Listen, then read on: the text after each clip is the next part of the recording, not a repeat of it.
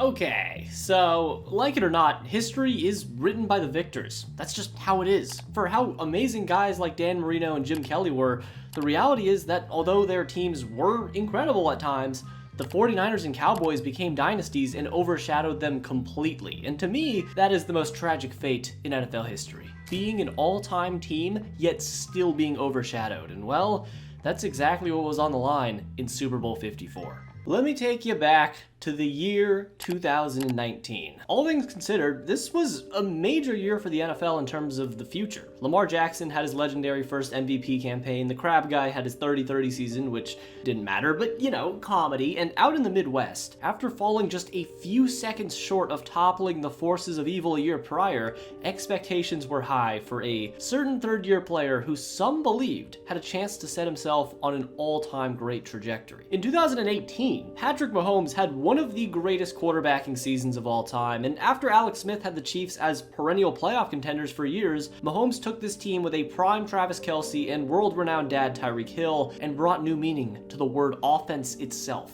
forcing analytic people into coming up with new stats to even attempt to quantify his dominance. So, with Patrick Mahomes and the barrage of weapons the Chiefs had, they had a great chance to become the team of the future, as they had a magical playoff run themselves to make their first ever Super Bowl in the Patrick Mahomes era, and they were starving to become the new face of the NFL. But in the NFC, an even more talented team wanted the exact same thing. In 2018, the San Francisco 49ers were a mess. It was better times back then, as they barely even won 4 games. But in 2019, it was a whole different story. With a full season of Jimmy Garoppolo at quarterback healthy, the NFL simply could not handle that much masculinity. And with Deebo Samuel and George Kittle, the 49ers offense, led by Kyle Shanahan calling plays, was functioning like all Shanahan scheme teams do. They were cold, calculated, and ruthlessly efficient. While on defense, they had so many pieces it was dumb. They had a 23-year-old Fred Warner, 22-year-old rookie Dre Greenlaw, 25-year-old DeForest Buckner, 22-year-old rookie Nick Bosa, and they even had veterans on the defense too, like Richard Sherman. This team was a juggernaut, and the scariest part for the rest of the league was they were young and hungry as well, as they methodically picked apart Aaron Rodgers in the NFC Championship game to give them a chance at taking down the seemingly inevitable face of the league. And it seemed like if anyone was going to do it, it'd be the 49ers. And slowly, as we neared closer and closer to the Super Bowl, it seemed as if the whole world was rooting for and predicting an upset. Although the Chiefs did look dominant in the playoffs, pretty much unstoppable at times, that immortal version of Kansas City only came out in spurts, and it became a part of this Chiefs team's identity to fall behind in games, as they had to overcome 10-point deficits in both of their playoff games already. Versus the Texans in the divisional round, they were cooked, down by almost 30 points in the first half. I mean, there are only a select few teams in the history of this game that can come back down that much that early, but the 2019 Chiefs were one of those teams. So they were dominant, but they did show weakness, something the 49ers could exploit. But even that wasn't going to be easy, because this game was not only going to be stacked with future Hall of Famers, but the coaches in this game would be locked in a Grandmaster chess match as well. Both Kyle Shanahan and Andy Reid had Super Bowl experience and had developed some choking reputations. Can't imagine why, but all the guys with headphones can do is prepare their warriors to do their best. And on February 2nd, 2020, about a month before the whole world will be changed, so too with the NFL. In the NFL's 100th season, a Super Bowl like this was all that we could ask for. And for both teams early on, the nerves were clearly coming out on both sides. Mahomes made a lot of mistakes and just looked jittery overall, and 49ers return man Richie James almost fumbled the punt despite not fumbling once all year. Insane. I mean, could you imagine if the Chiefs got a game-changing fumble recovery versus the Niners in the Super Bowl? But talent does matter, believe it or not. And the Chiefs did have more talent on offense than the 49ers. And the main reason why the Chiefs were even favored in this game was the quarterback difference. Mahomes had only been a starter for 2 years, but Jimmy Garoppolo had followed a very similar path to Mahomes somehow. Both sat behind a successful quarterback and learned from a veteran. It's just, Mahomes is galaxies better than Jimmy G. And all year long for the 49ers, it was clear that they were in the Super Bowl because of everyone around Jimmy, not because of him. But if the Niners were gonna become the next face of the NFL, they needed Jimmy to play the best game of his entire career in the biggest game of his career. But as the first quarter winded down, the 49ers were left with way more questions than answers. Their defense was holding up pretty well, but was it sustainable?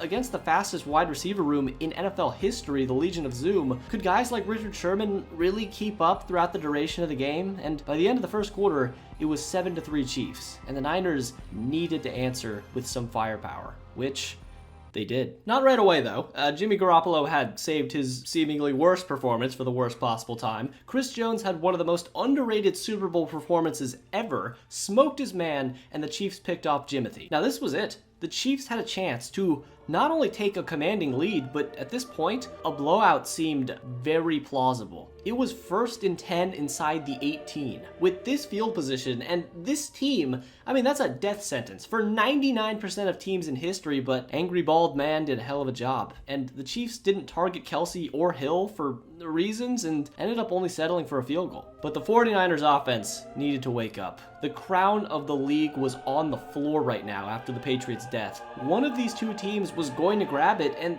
they couldn't afford to just fight back. They needed to start a war. More often than not, though, the Super Bowl is close. But eventually, the 49ers got the run game going and took advantage of the Chiefs getting a little cute, as they tend to from time to time. And with the game tied at 10-10 and set to get the ball back before the half, this was a golden opportunity to get some points. Timeout. Timeout. Kyle, what are you doing? Just take a timeout, bro. Words cannot explain why this decision was made. John Lynch was in his box losing his sanity, and the Niners just damn near burned 2 minutes off the clock. And look, I'll be honest, I think Kyle's mindset here was, well, okay, we have a tie game. Jimmy G is already a steaming pile of liquidized horse shit, and he's also not playing well, so let's not risk anything and take it to the half. But after George Kittle almost scored a touchdown but ended up getting called back for offensive PI, that strategy just was too conservative, and it only works against normal teams. After a stunning halftime show, life-changing in every way, in the locker room, while Kyle Shanahan was aggressively day drinking to cope with the pain, he had an epiphany. Do everything in your power to not let Jimmy G decide this game one way or the other. But right out of the gate, that was looking almost impossible. With 14 minutes in the third, he threw it a little behind Emmanuel Sanders, and if he hit him in stride, I'm dead serious, he could have scored a touchdown.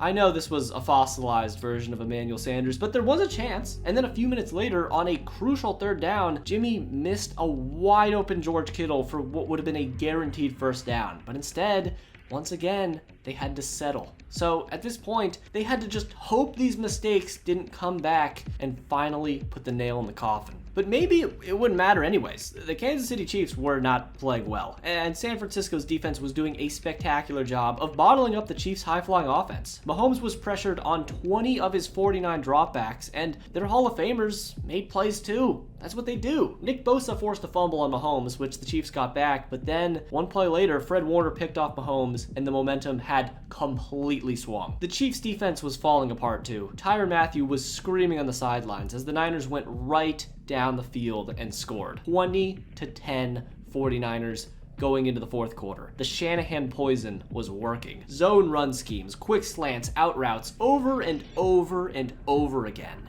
It seemed like this game was finished. The 49ers win percentage at this point was hovering around 80%, but even that doesn't tell the full story. The Niners had this game won. They just needed to avoid exactly a cataclysmic Kyle Shanahan meltdown. And then this happened.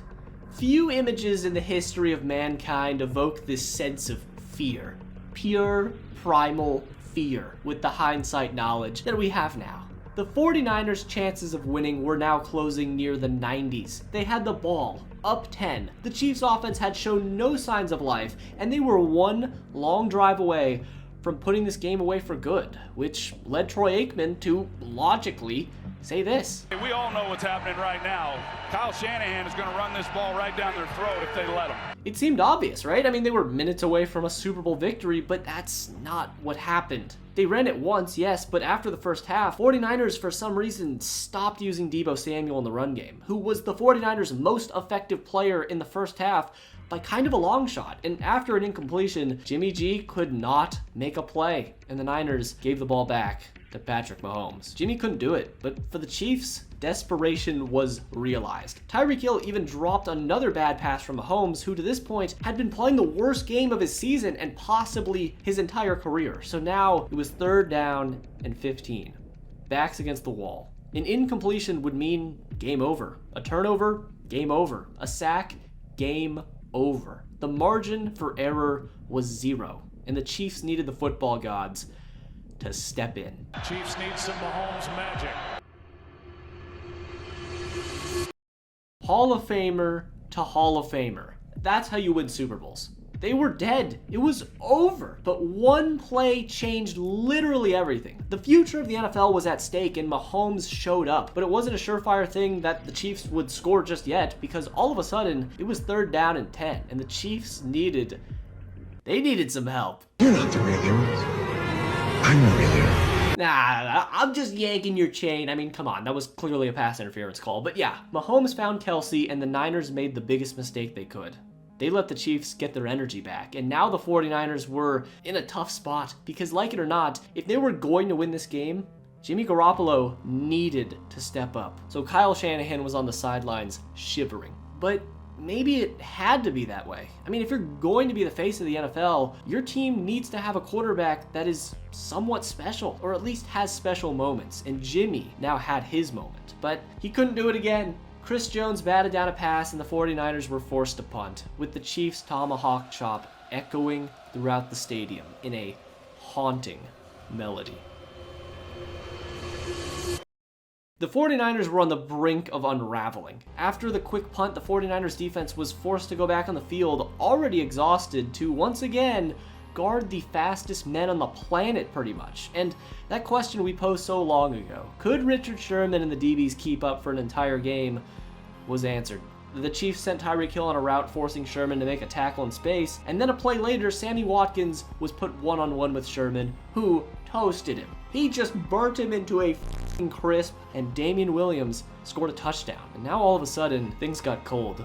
The darkness was setting in. In just a matter of minutes, the Chiefs had completely flipped this game script. With the most valuable title in the league on the line, this Mahomes kid went 5 for 5, 60 yards and a touchdown on the biggest drive of his career. And now, if anyone was going to stop the Chiefs from their seemingly inevitable path to the crown, it was going to be Jimmy Garoppolo. It was not going to be Jimmy Garoppolo, but it was so close to happening. Nobody remembers that, but I think that Jimmy Garoppolo gets way less credit than he deserves, but he knew who he was. He was a game manager. But after 2 straight batted down passes by Chris Jones, once again, dude is a monster, on 3rd down, Emmanuel Sanders beat his man, and the 49ers' last shot at immortality soared in the air, and an inch or two is what separated Jimmy Garoppolo from making one of the greatest throws in Super Bowl history. But at this point, the football gods have chosen a successor. What proceeded to happen was nothing short of a disaster for the 49ers. A near delay of game, broken down protection, and a Chiefs blitz later led to a 4th down stop.